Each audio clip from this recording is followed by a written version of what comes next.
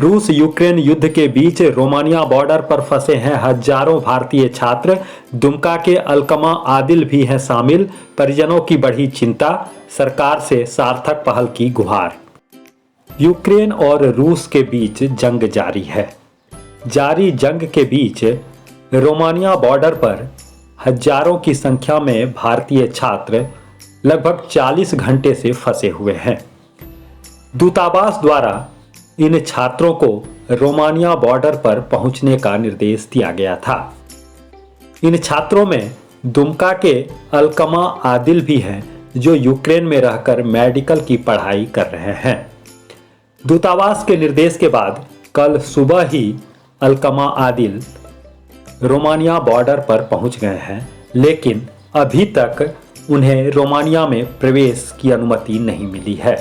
यह सिर्फ अलकमा आदिल की दुख भरी दास्तान नहीं है, बल्कि हजारों भारतीय छात्र ऐसे हैं जो कड़ाके की ठंड में खुले आसमान के नीचे बगैर भोजन और पानी के समय व्यतीत कर रहे हैं। आलम तो यह है कि अब उनका मोबाइल भी डिस्चार्ज हो रहा है या हो गया है। इस स्थिति में दुमका के अलकमा आदिल के पिता प्रोफेसर हनीफ और उनके परिजनों की चिंताएं बढ़ गई है। आज सोमवार को मीडिया से बात करते हुए प्रोफेसर हनीफ ने बताया कि कल रात 9 बजे अलकमा आदिल से बात हुई थी और उन्होंने बॉर्डर की भयावह स्थिति का बयां किया था और बताया था कि अब उनका मोबाइल स्विच ऑफ हो जाएगा, इसलिए सरकार से संपर्क कर उन्हें सुरक्षित वतन वापसी का प्रयास करें। अलकमा आदिल के पिता डॉक्टर हनीफ केंद्र सरकार से यह गुहार लगा रहे हैं कि रोमानिया बॉर्डर पर फंसे हजारों भारतीय छात्रों को सकुशल स्वदेश लाने के लिए सार्थक पहल केंद्र सरकार करे।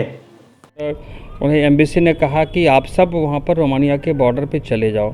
तो रोमानिया के बॉर्डर की दूरी वहां से 850 किलोमीटर की दूरी पर है। तो सारे 60 बच्चों ने एक गाड़ी किया पब्लिक कांटेक्ट करके और लगभग 7 से 8 घंटा लगातार दूरी तय करके 850 किलोमीटर की दूरी पर रोमानिया बॉर्डर लोग पहुंच गए। वहां देखा गया कि वहां काफ़ी भीड़ लगी हुई है और कोई व्यवस्था नहीं है। सब अफरा तफरी मचा हुआ है, पीने का पानी नहीं है, खाने की भी व्यवस्था नहीं है और सब हत्ता तो ये है कि कोई छावनी भी नहीं है, कोई टेंट और तंबू भी नहीं है और मोबाइल भी स्विच ऑफ हो गया है। रात को 9 बजे उनसे बात हुई तो बोला कि पापा अब मैं हो सकता है आपसे बात नहीं कर सकूं क्योंकि बैटरी मेरा डिस्चार्ज हो गया है, पावर भी ख़त्म हो गया है और यहाँ कोई चार्जर भी नहीं है। अगल बगल में मार्केट भी नहीं है जहाँ मैं करूँ। यहाँ का तापक्रम 4 डिग्री सेल्सियस है। ऐसे में बहुत सारे स्टूडेंट यहाँ पर फंसे हुए हैं। तो आदिल जो है वर्तमान परिस्थिति में वो यूक्रेन की तरफ है या रोमानिया की तरफ आ गया? नहीं, यूक्रेन और रोमानिया के बॉर्डर पर ही फंसा हुआ है। रोमानिया नहीं पहुँच पाया अभी तक। आपकी एम्बेसी से बात हुई होगी या आदिल की बात हुई होगी, क्या कहा गया था जिस समय वो? एम्बेसी ने कहा था कि वहाँ पर जाएंगे तो सारी व्यवस्था होगी, आप अपना पासपोर्ट दिखाएंगे, वीज़ा की ज़रूरत नहीं पड़ेगी, आप रोमानिया चले जाएंगे। फिर वहाँ से 500 किलोमीटर की दूरी पर बुडापेस्ट वहाँ की जो राजधानी है वहाँ पर आपके एयरपोर्ट है, वहाँ भारतीय सेवा मिलेगी, आप निश्चित रूप से आ जाएंगे घर। तो कल से जो बात नहीं हो पा रही है, संपर्क नहीं स्थापित हो पा रहा है, तो इस बीच आपका एम्बेसी से या झारखंड सरकार से कभी बात हुई या क्या अपेक्षाएं हैं सरकार से? कल रात में बात होने के बाद बात नहीं हो पा रही थी तो उन्होंने बहुत सारा नंबर दिया था। चूँकि गोलाबारी हो रहा था तो उसमें से एक दोस्त का, उसके दोस्त का अभिषेक कुमार है, उनसे मेरी बात हुई अभी तुरंत का। तो कहा कि अंकल हम लोग बहुत ख़राब स्थिति में, हम वीडियो भी नहीं बना पाएंगे जहाँ स्थिति में हैं, और उन्हें 4-5 फ़ोटो भी हमें पोस्ट किया और कहा कि आप थोड़ा सा अंकल बात कर लें सरकार से और इस बात को, इस मैसेज को वहाँ तक पहुँचा दें ताकि भारत की तरफ से कोई समन्वय करने के लिए यहाँ पर आ जाएं तो हम लोग निश्चित रूप से पार हो जाएंगे और हम आराम महसूस करेंगे।